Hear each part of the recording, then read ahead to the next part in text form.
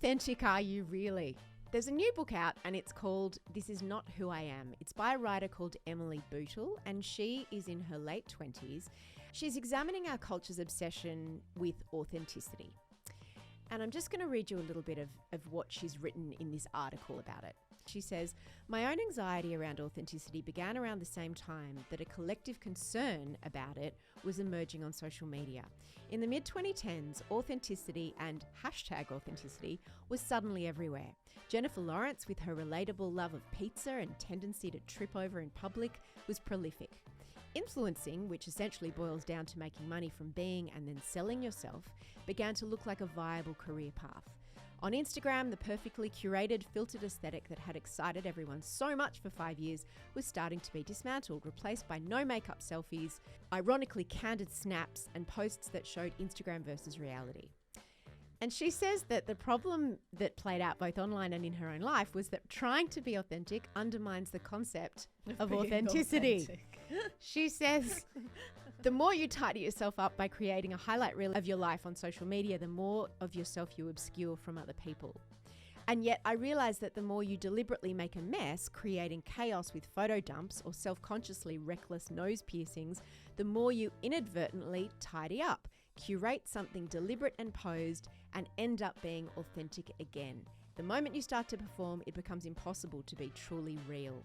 And the more you push back against this by frantically trying to be yourself more than ever, the less you can see what that self actually is. It's very confusing. It is. But she basically said that the push for authenticity is meant to be liberating, but it's actually a trap. Like in beauty, it's taboo to suggest that a woman should look different from how she does already. So like skincare and makeup is sold to us as something that will simply make us more ourselves. Yeah. She's like, but what if we look different? Yeah, what if we want to look different? I really liked what she said about shopping and how she couldn't stop shopping because she wanted to look more like herself, but she didn't know what that was. Yes. So she just kept buying things. And I just thought the authenticity narrative suggests that there is a self-actualized, complete person within us that we just have to let out. But that's not how identity works. We don't have, that person doesn't exist in us because we are always already creating identity. Like identity is in the process of being created. So the idea that to be authentic, and I remember being in my 20s and having this thing of going, who am I? And you're on dating apps or you're meeting new people or you're going to uni and you want to be this interesting, funny, quirky, opinionated person, and I would show up and I remember feeling like a big empty vessel because I was like, I don't know what my values are, I don't know what my opinions are, and also they'll be different by this afternoon. Exactly. Probably mine still are. Exactly. So how can you be authentic when the self isn't actualized yet? Isn't exactly, and I don't or think it's a it work ever in progress. is. It's a work in progress. Hole, are you authentic? Aren't we just all inconsistent brand messaging at all times? Yes. Like if we're telling the truth about who we are, different life stages, different moments in time. But the difference is, Hole, that you and I didn't have to make that decision because when we were going through all of that, there wasn't social media. So when I was a magazine editor and became a mother at 25, those two things happened sort of within the same year, I would have had to choose what is my public identity. Yeah, and you did choose. You chose magazine editor. But I was able to not mention that I was a mother for the 7 years that I was editing Cosmo. Like that's not a possible thing to do now. But I think that's actually great.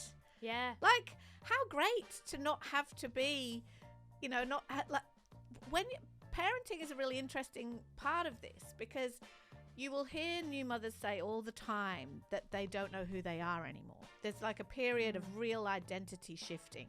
And actually I had this conversation with a friend of mine recently who doesn't have her kids with her all the time. And she's saying, I need to work out who I am when they're not around because for all these years, that's just been who I am, right? Is busy mum. Busy mum is my identity. Take the kids away for a week. Who am I now? A husk. Yeah, and I think it's really interesting because why can't you have why is it somehow fake and a betrayal of your truth to present one side of yourself to the public? I think that there should be very few people in the world ideally, who know your authentic self. This was interesting when Sophie Keisha broke up with her girlfriend recently, her fiance actually, and I was talking to her about it because we're working with her on an exciting new thing at Mamamia that's going to be coming out soon. And I was like, hey, you okay? And because she'd shared so much of her life on social media and she wrote a memoir, and she and Maddie, her then fiance, were very public and everything that they were doing and their blended family. When they broke up, there was this desire by everybody, of course, to know exactly what happened. And some people pushed back when she's like, I'm not going to be talking about it, and saying, well, you're not authentic because you showed us everything before. And what she was saying to me is, but I didn't show you everything before. I showed you what I wanted to show you. And does that make her inauthentic? Or does that just make her... We don't all show all of ourselves to everyone all the time. And what people mean when they say, show me your authentic self, is they mean, show me your mess. I want to see your mess. They don't mean, I want to see the happy moments. And there was a really good point, I think it was made by this author, that a woman recently tweeted something fairly innocuous about the happiest moment of my day is having a coffee in my garden with my husband and my dog and blah, blah, blah.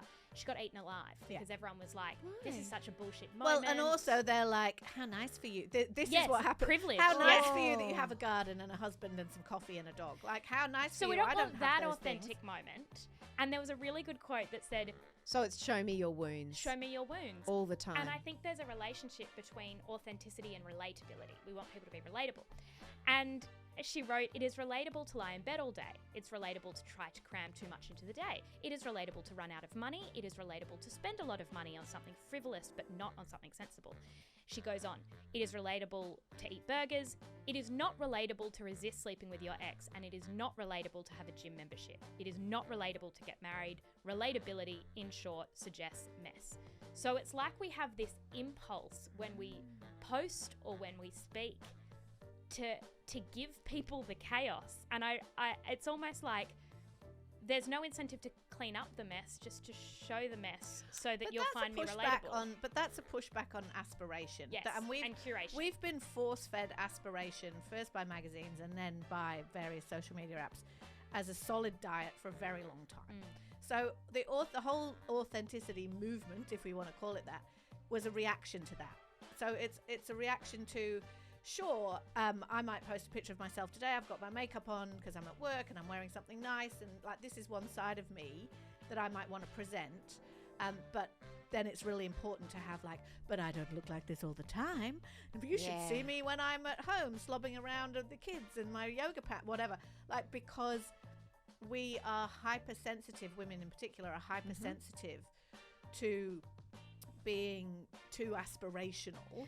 And to therefore looking like a bad ally to women who don't feel like they've got everything together. But if the pendulum swings too far the other way, then you can't enjoy your moment with your coffee in the garden with your dog, because how nice for you that you've got a dog. I think that is part of the reason that Princess Diana was so iconic as a celebrity, because in the 80s and the 90s, there weren't any celebrities who did that. The only celebrities that you saw were perfect on red carpets, glamorous. It was all very controlled. It was all very sanitized. You only ever found out their mess if they happened to get busted by paps doing something they shouldn't, or arrested. That was the only times you would find out their mess. And Diana, a princess no less, let alone the royal family. And there's never been anyone like her before or since. And it's interesting the way she was seen as so authentic. Meghan Markle, everyone has called bullshit on her attempts to be authentic, because when she tries to show her mess, she's in full hair and makeup on Oprah, and it feels very calculated. Maybe that's unfair of me, but it's been received in a different way. She's in a no-win trap with that, right? Because I was talking to you about this a while ago. I've been listening to her podcast, and there was an episode about, you know how it's always about a word? Yeah. There was an episode about the word bitch. And she could not bring herself to say that word throughout the whole show. And it was really irritating because you were just like, say the word. She kept saying... Because what adult 40-something-year-old woman can't say bitch? She kept saying the B word, while all the other guests on the show were like going, it's bitch o'clock and all this stuff. See, that doesn't feel authentic. No, but she's in a no-win situation, because if she had have sat there and said bitch, bitch, bitch, bitch, bitch, she would have been torn apart on, you know, the Daily Mail and News.com and all those places that are just like potty mouth Duchess, blah, blah, blah. So it's like, for some women in particular, you're in a no-win when it comes to authenticity, because... Well, also I would say don't be a duchess, because that's not very authentic when you've left your family. Again. No, but seriously, I think people have a really strong but even radar if she wasn't a duchess, for people would still performative call her authenticity. And I think that there are some people who perform authenticity. And by the same token... I think all people perform. Probably. And by the same token, I think... there's a person I follow who used to always drive me crazy that she would only ever post photos of herself like very made up. And then I realized, and I was like, and she just absolutely flatly refused with the whole no makeup selfie thing and everything. And I was always like, would always irritate me. And I've realized that that's authentic for her. Yeah. Mm. And the I don't irony like is posting pictures of myself where I look shit. Like, I don't. No. I'm not faking it. And why should you have to? I don't use filters, and I don't, you know, blah, blah, blah. But I don't put unflattering pictures of myself out into the world, because why would I? I'm a human, where we all don't really want. And the irony is that aspiration was and is as curated as mess is. They're both extremely But curated. everything you post, you have to make a decision. Just like I often like to look at people in the street, like wandering down the street and like in crowds, and everybody made a decision about what to wear this morning. Everyone. And there are all different factors that you take into account. Might be comfort, might be what you can afford, what's clean, budget, all those things. But everybody made a decision. And so you can't just say, I just threw this on, because, and so it's just like, I just posted this. It's like, I decide when I go on social media with absolutely no makeup, straight out of the shower. It's not an accident. That's a decision that I make.